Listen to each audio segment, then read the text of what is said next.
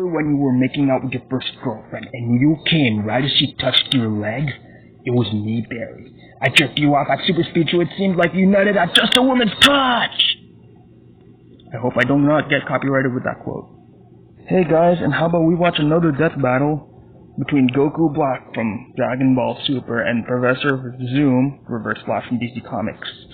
So I've been discussing this matchup and I'm thinking Reverse Flash because you can literally tap into the negative Speed Force. Sure, Goku Black might have the ring on his finger, but I just don't think it will be enough against Reverse Flash, so I'm gonna go with Reverse Flash on this one. So make sure you watch this watch the original video first, like, comment, and subscribe, then all that good stuff. Then we'll come back here and we'll watch it together. Let's go.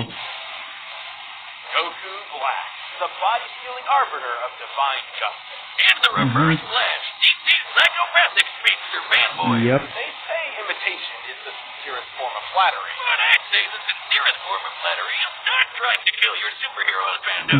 He's where's I'm boasting, and it's our job to analyze their weapons, armor, and skills to find out who would win a death battle.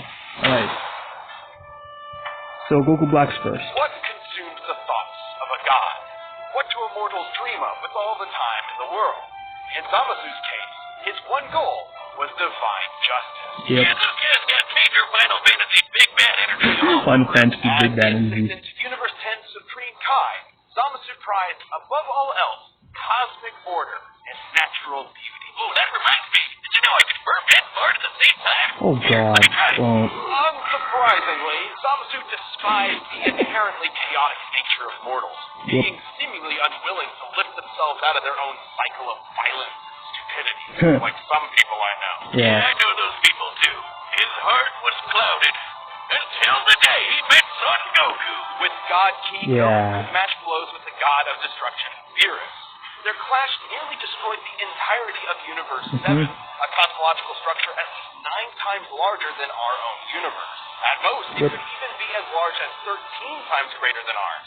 As a side note, it's worth mentioning that when 2 gods of destruction fought, they were capable of casually destroying 2 of these universes.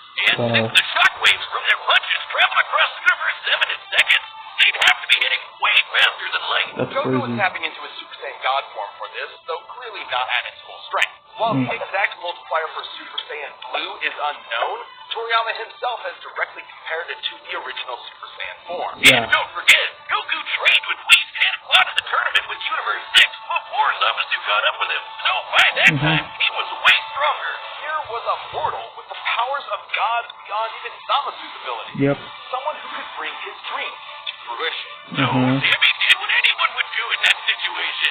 Kill his master to become the Supreme Kai, which on the Super Dragon Balls to switch bodies with Goku, and kill every single mortal in the universe. Thus, the deity Zamasu became Goku Black. Cool. Please, Goku Black couldn't be more creative. You might be good one, Bulma. Just with all the mortals dead. Go on, Bulma. That wouldn't be as fun, would it? Black's got all of Goku's strength and powers, but wielded by a genocidal maniac instead of that lovable goober of a monkey man. Yeah, Goku's pretty goofy, guys. Godly key, Black can easily achieve the form of Super Saiyan God Super Saiyan. But with Super Saiyan Blue, whatever you want to call it. Super Saiyan Rose. Rose? Really? What is he, a suburban wine mom? Look out, before you talk Super Saiyan flip left. Oh my god. Techniques too, like the instant transmission. Yeah, time ring, Super Saiyan Rose. To teleport to their location. He's even got some Black Kamehameha, which is a Kamehameha. Black Kamehameha. Pink. And with the Saiyan body, he gets stronger and stronger every time he almost dies. Just becomes harder and harder Meliodas. to kill. Which really sucks for the rest of the universe, because Black is kind of like a Goku just snapped one day and used his powers to their full murderous potential. Like the God Split Cut, where he surrounds his hands with a keyblade to slice you to ribbons. He used this very technique to, kill Goku's family. He can even extend this keyblade into a huge curved one called the Azure Dragon Sword, which, along with this Kamehameha, confirms my suspicion that Goku is colorblind. Actually, Black Azure Dragon Sword is named after a legendary weapon wielded by one of Earth's greatest warriors, the Desert Bandit Yamcha. Yamcha. He can make a scythe and slice open space-time itself to create he always gets his ass kicked in Dragon Ball. Not Crater Boy over here. Hated one. deadly weapon isn't Yeah, you get to that at quick all all. the time. It's the time ring he got from his Oh yeah, the time ring. This ring allowed Black to travel through time, and even escape into future Trunks' alternate timeline, where he has free reign over the entire universe. And let him team up with his best bud, himself. Too bad Goku and company showed up to spoil the fun.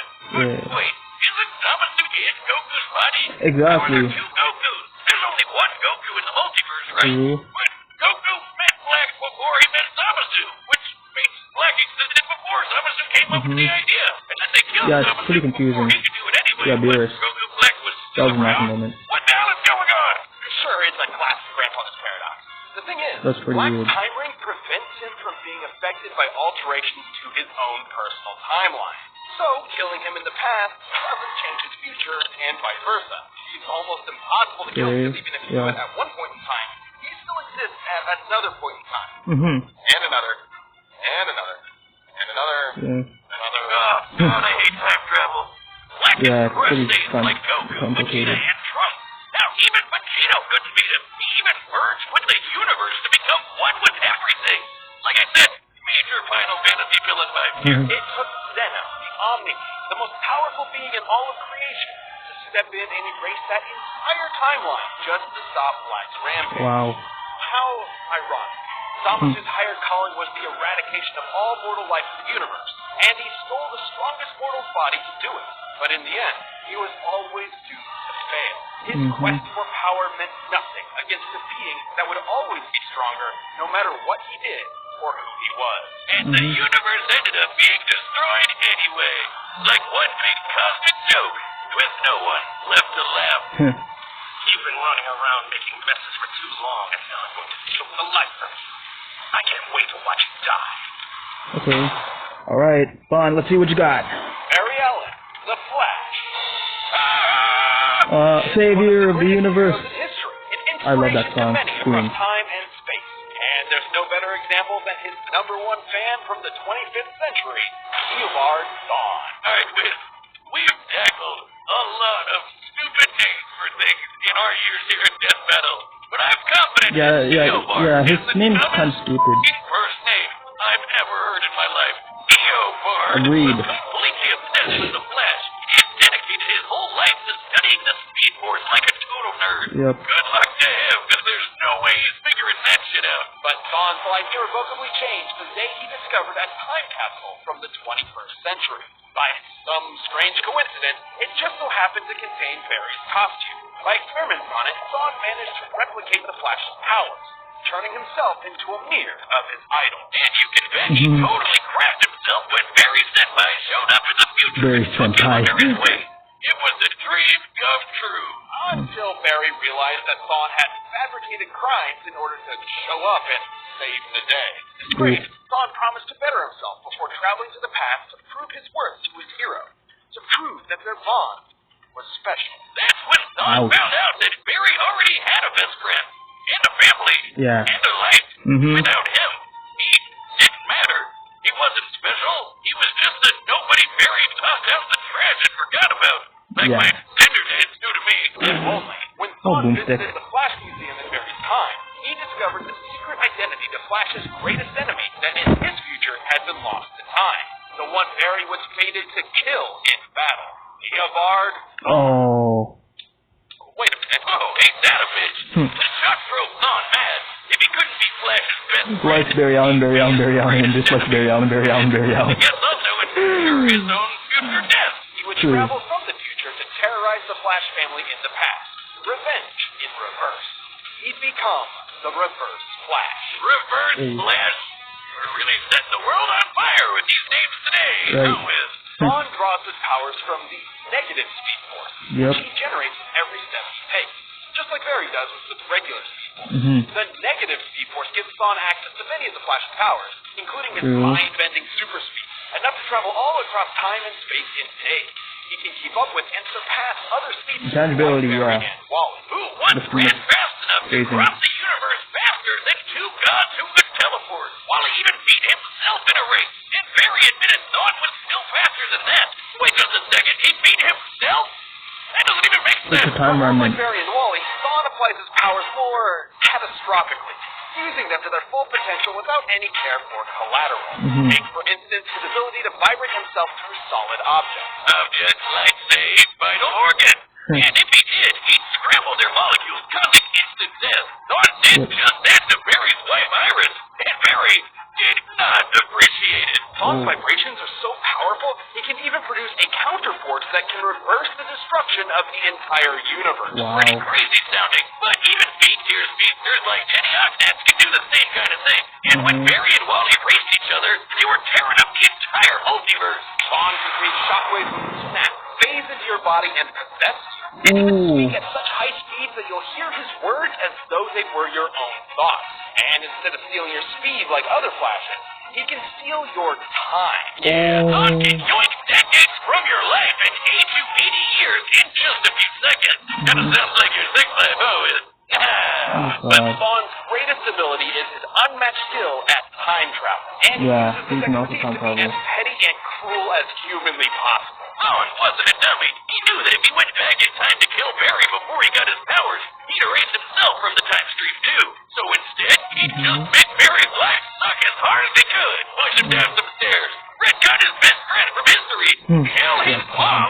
He even told Barry he'd go back in time and adopt him as his own son. Dude, what the fuck? That's another big difference between Thawne and Barry. Whereas Barry only went back in time to save his mother's life, Thawne often went back in time to try to fix his own mediocre life. Wow. He killed his more successful younger brother, his career rival at the Flash Museum, and every single boyfriend his crush had until there was no one left but him. And when she still rejected him, he went back in time again and made her an invalid for the rest of her life. Wow. Jesus Christ! This guy's a monster! Wait, that's impossible! Great Happy Paradox or whatever. If he went back in time to kill someone, they'd be dead in the future! Which means he'd never know them and want to go back in time in the first place, right? Quiz. Maybe time is a construct with no legitimate unit of measurement other than the meager attempts man has made to understand the incomprehensible world around him. Well, actually, Thawne was just inside the time stream when Barry initiated Flashpoint, which rewrote the universe while Thawne was technically disconnected from it. So, Thawne essentially broke.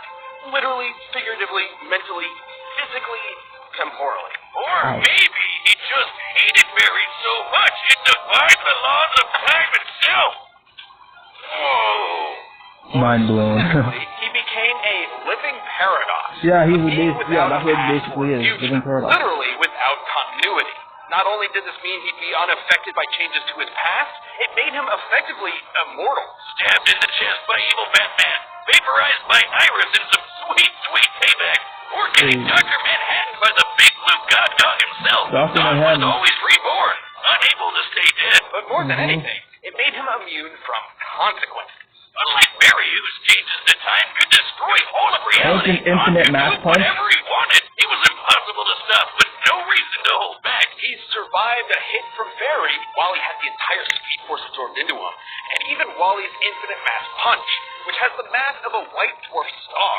A white dwarf is essentially the remains of a star's ultra-dense core, which has a mass of over 2 octillion tons. And he took one of those to the noggin and just took a nap. Man, he must really hate Barry if a son to the face can't take him down. But he doesn't hate Barry.